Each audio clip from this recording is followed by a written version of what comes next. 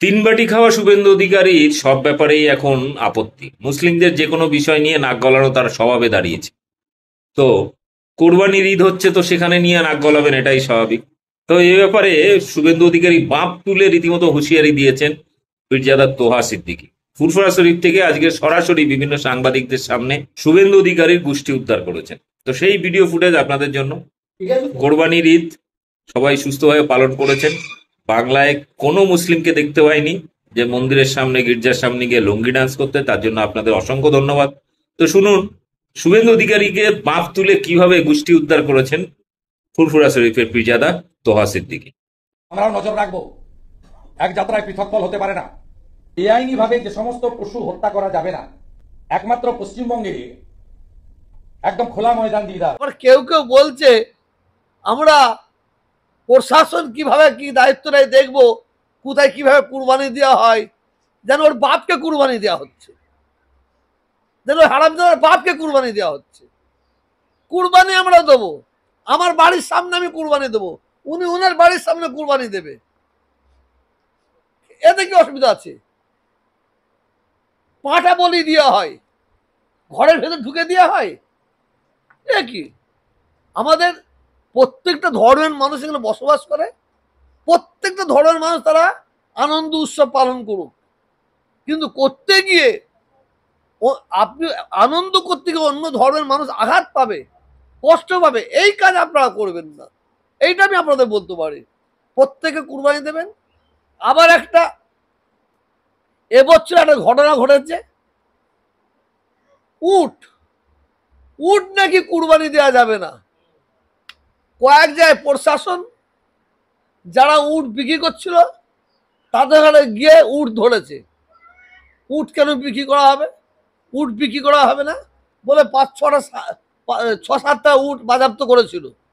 তা আমি সেই প্রশাসনকে দাবি রেখেছিলাম, উট কুরবানি দেওয়া যাবে না, আপনারা সার্কুলারটা দিন। কোন জায়গায় বলা হয়েছে উট কুরবানি দেওয়া যাবে না? এইভাবে মানুষকে বিভ্রান্ত করাচ্ছে।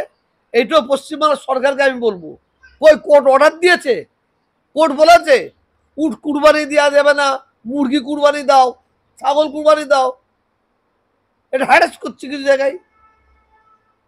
আবার নুকিয়ে দিতে হবে, চুপিয়ে দিতে হবে। কেন আমরা চোর নাকি? আমরা ডাকাত নাকি? প্রত্যেকটা মুসলমান ভাইদের বলবো, আপনারা কুরবানি দেবেন। হাজরাতে ইসমাইল আলাইহিস সালাম তারা শূন্য তারাই করছেন। আপনারা যে যেখানে পারেন কুরবানি দেবেন, আপনার বাড়ির সামনে, আপনার ঘরের পিছনে, আপনার বাড়ির বাড়ির সামনে মাঠ আছে, মাঠে কুরবানি আপনারা দেবেন। কুরবানি দিতে গিয়ে ওই আপনি চোরেদের মতো মুখে কুরবানি দেবেন। আমরা চোর নাই, ডাকাত নাই, কাকে ভয় খাবেন? কিসের জন্য মুখে কুরবানি দেবেন? হ্যাঁ, ইসলামের আদর্শটা মানতে হবে। আপনি কুরবানি দেবেন, কুরবানি দিতে গিয়ে আপনার কুরবানির হাড় কুত্তা একটা নিয়ে চলে যাবে, নিয়ে গিয়ে একটা হিন্দু বাড়িতে ফেলে দেবে, আর সে কুত্তাটা দাঁতে করে নিয়ে ফেললো আর বলে মুসলমানরা ফেলেছে। সেই জিনিসটা না হয়, আপনার কুরবানির কিছু চামড়া বাইরে পড়ে থাকে, আপনি সেটাকে একটা খুঁড়ে মাটিতে পুঁতে দেবেন। সেই আপনি কুকুর এসে নিয়ে গিয়ে মুখে করে নিয়ে গিয়ে একটা অমুসলিম, কথাই বলছেন, অমুসলিম বাড়িতে যে ফেলে মানে পড়ে গেল। তো কিছু সাম্প্রদায়িকমূলক ব্যক্তি আছে, তারা বলে এটা মুসলমান ফেলেছে।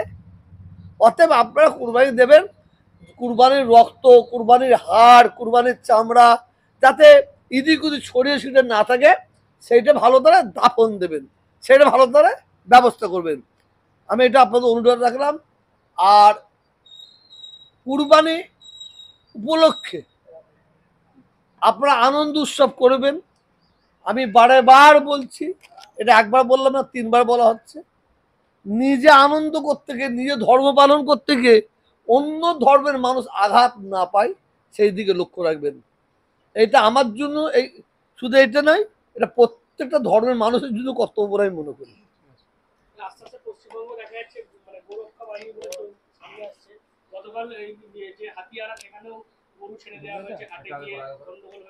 ওটা গোরক্ষা নাই, ওরা ডাকাত, ওরা চোর, জানেন না আপনারা?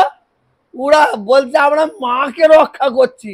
নিজে যে মা পেটে ধরে জন্ম দিয়েছে সেই মাকে রক্ষা করতে পারেনি, সেই মাকে বৃদ্ধাশ্রমে ফেলে দিয়ে আসছে, সে মা ভিক্ষা করছে, কত না। আর এ বলছে আমরা এই মাকে রক্ষা করছি। এরা গোরক্ষক নয়, এরা গোরক্ষক নামে এরা ডাকাত, বড় বড় ডাকাত, খবর আছে। এরা গরু দাঁড় করিয়ে দে, গরুগুলো নিয়ে গিয়ে অন্যজনকে দিয়ে এরা আবার হাটে বিক্রি করে। এরা তো এটা সুযোগ পেয়েছে। এরা গোরক্ষকের নামে মিথ্যা বলিনি, আমার কাছে খবর আছে। গোরক্ষের নামে গরুগুলো নামিয়ে নেয় লরি থেকে, লরিওয়ালাকেও পিটাই করে, গরুগুলোকে তাড়িয়ে নিয়ে গিয়ে কোথায় নিয়ে যাচ্ছে বললে আমরা খাটায় নিয়ে যাচ্ছি। ওই গরুগুলো ওরা ভাগ করে, এ ওই হাটে 4টে দিয়ে গেল, এ ওই হাটে 4টে দিয়ে, এরা বিক্রি করে একটা উপার্জন আয় করার একটা জায়গা পেয়েছিল।